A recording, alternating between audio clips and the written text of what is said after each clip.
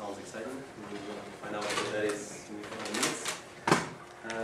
I just wanted to say that this is a lecture organized by the IT section of Göta student forum, the student union at Göta University, and we got help from Chalmers, who gave us this room. So I hope there are at least a couple of Chalmers students here. And Lindholm and Science Park helped us sending out information around. The lecture was going to be presented by Staffan Nöteberg, who is here. So I ask you to give him a warm applause.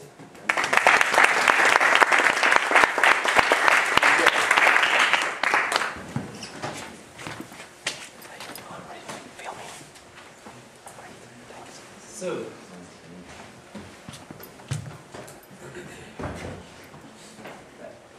my name is Staffan.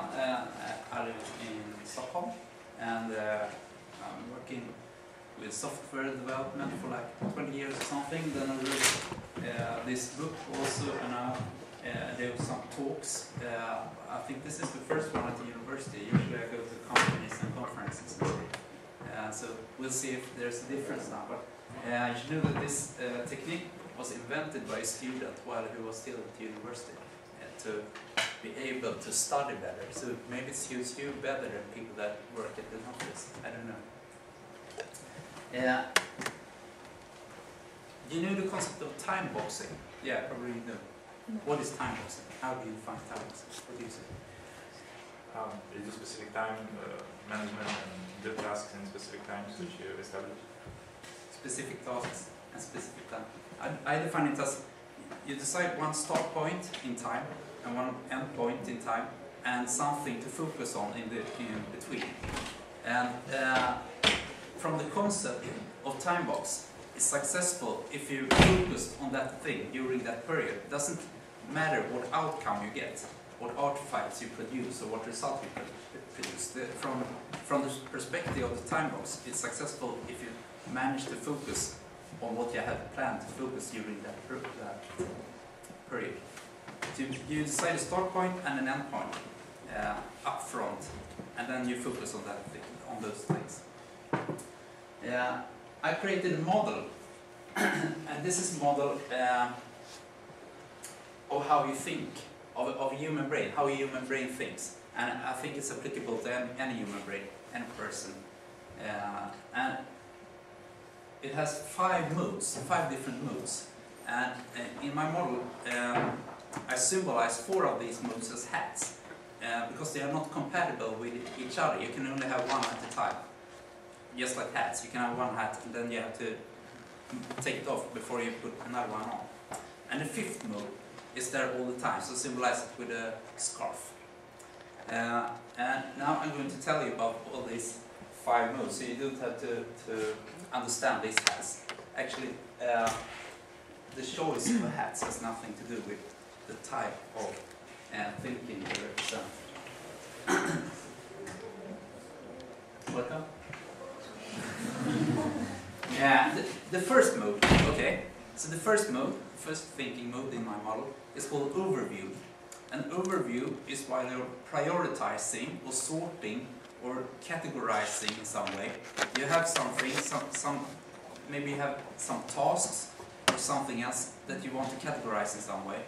And if you think about it, prioritizing is kind of categorizing, because you categorize some things as important and something as less important, and some like in between important and things like that. So sorting, categorizing, and prioritizing is almost the same.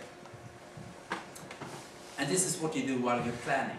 When you plan something, you sit there, you have a lot of activities, and you plan that you know you need to do, and you maybe write them down, and you choose to do this first and this tomorrow and this next week, and you won't do this one if you don't get the time to do it, and things like that. Okay, are you with me so far? This is very simple. And the second mode that is not compatible with the first mode, so you can't do it at the same time, is called focus. And focus is while you're solving problems. For example, when you program, or when you solving a mathematical problem, or when you're writing a thesis or something that you focus on. So you don't plan, you have decided what to do, and you just focus on that one, and you don't think about if it's the most important thing or not. You just focus on that problem and try to solve it. Do you see the difference between these two? Yeah? Okay. Do you agree with that they are not compatible? Maybe? If you are in a focus mode, if you try to solve something, as soon as you start thinking about, is this the most important thing, or maybe I should go to get a cup of coffee or something, then you will stop focus. And when you're planning and try to, maybe when you're in a conversation, you're planning together with someone, and you start to solve the problems, then you stop to plan suddenly. Okay, the third mode is something I call self-inspect.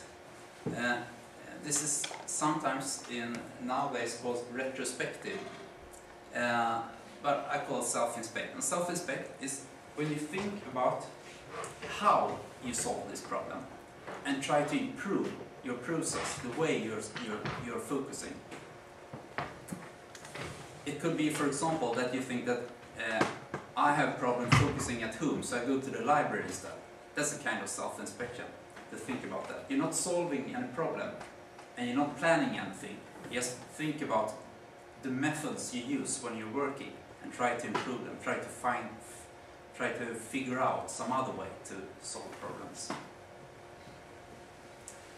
And I claim that this third one is not compatible either with the other two. You can't self-inspect, you can't solve a problem and think about how you solve the problem at the same time. And you can't think about how to solve the problem and at the same time plan what problem to solve. And the fourth mode is called goal-free play. Goal-free play. And this is what you do. You can take your turtle out for a walk, for example, or on a sunny day. Or you can do something where the outcome is not important. You have no goal. You just decide to relax. For example, it could be a family dinner or looking at TV or something, but it won't be like afterwards that you are dissatisfied because the outcome wasn't good enough. So it's goal-free. There's no goal. And this is a very important mode. This is not only for slackers. This is an important mode because you recharge your brain while you're doing this, and you get new ideas. So you have to do this as well. You can't do just the other three modes to be productive. You need to do this one as well. And there's also something called guilt-free play. And this is that's a special version of goal-free play. And guilt-free play is when you have done what you should do before you do the goal-free play. So you can really relax. For example, if you have something, you need to study for a test, and then you start to relax before that, then you will have bad conscience because you didn't study before.